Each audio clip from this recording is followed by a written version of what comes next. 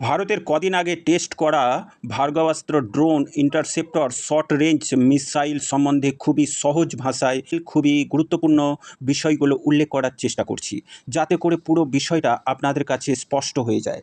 এই ভার্গবাস্ত্র ইন্টারসেপ্টর ভারতের ব্যাঙ্গালোরে অবস্থিত solar group private limited company তৈরি করছে। এর সর্বোচ্চ রেঞ্জ 10 কিলোমিটার। এই 10 কিলোমিটারের মধ্যে থাকা যে কোনো ফ্লাইং অবজেক্টকে পারফেক্ট অ্যাকিউরেসি এবং ইন্টেন্সিটির সাথে আকাশেই ধ্বংস করার সক্ষমতা রাখে।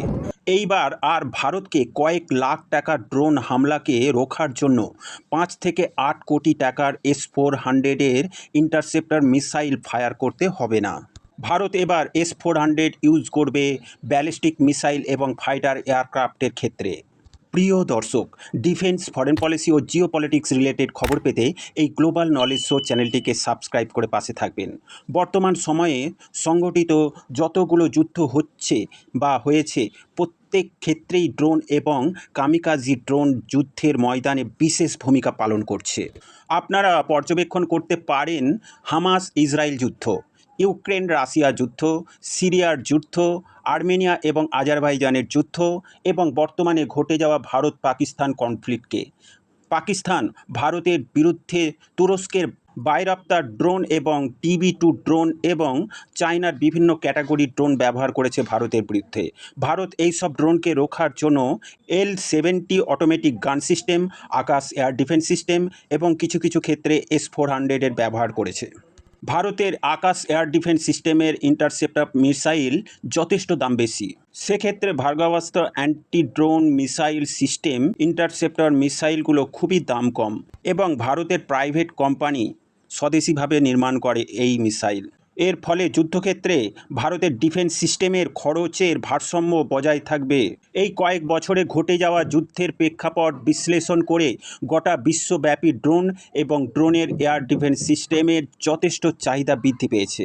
সেদিক দিয়ে ভারত নিজেকে রক্ষা করার জন্য 5 লেয়ারের ডিফেন্স সিস্টেম অলরেডি অ্যাক্টিভ করে দিয়েছে। প্রথম লেয়ারে আছে L-17 অটোমেটিক গান সিস্টেম, 2 নম্বরে আছে আকাশ এয়ার ডিফেন্স সিস্টেম, 3 নম্বরে আছে S-400 এয়ার ডিফেন্স সিস্টেম, 4 নম্বরে আছে Durga 2 laser air defence system. পাকিস্তানের বিরুদ্ধে ভারতের এয়ার ডিফেন্স সিস্টেমের পারফরমেন্স গোটা পৃথিবীর নজর কেড়েছে। সেক্ষেত্রে ভারতের কাছ থেকে এইবার এই এয়ার ডিফেন্স সিস্টেম কেনার জন্য ভারতের সাথে যোগাযোগ করছে।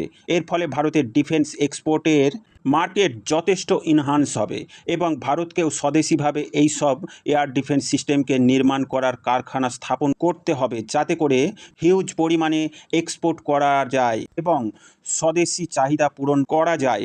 ভার্গবাস্ত্র ভারতের মিডিয়াম রেঞ্জের সুপ্রিম এয়ার ডিফেন্স সিস্টেম হতে চলেছে, কারণ ভবিষ্যতে যুদ্ধ ড্রোনের মাধ্যমে বেশিরভাগ ক্ষেত্রে পরিচালিত হবে।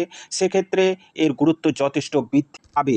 ইতিমধ্যে যেসব দেশ ভারতের অস্ত্র কেনা শুরু করেছে, তারা অবশ্যই এই ভার্গবাস্ত্র অ্যান্টি ড্রোন সিস্টেম কেনার সুপারিশ করবে ভারতের কাছে, কারণ ভারতের টেকনোলজির সুপ্রিম কোয়ালিটির পারফরমেন্স নিজের চোখে দেখেছে কদিন আগে পাকিস্তানের মাটিতে। এর ফলে ভারতের স্বদেশিভাবে সমস্ত অস্ত্রই ব্যাপকভাবে এক্সপোর্ট হবে কয়েক বছরের মধ্যে। ভারত কিন্তু ড্রোন নির্মাণের ক্ষেত্রে যথেষ্ট প্রগতি হাসিল করেছে। ভারত বর্তমানে একাধিক এয়ার ডিফেন্স সিস্টেমে জোরে অভেদ্য কেল্লায় পরিণত করেছে ভারতকে। প্রিয় দর্শক, সম্পূর্ণ ভিডিও সম্বন্ধে আপনাদের বক্তব্য, মতামত কমেন্টের মাধ্যমে জানাবেন। পরবর্তী গুরুত্বপূর্ণ আপডেট পেতে এই চ্যানেলটিকে সাবস্ক্রাইব করে পাশে থাকবেন। সকলকে জানাই আন্তরিক ধন্যবাদ।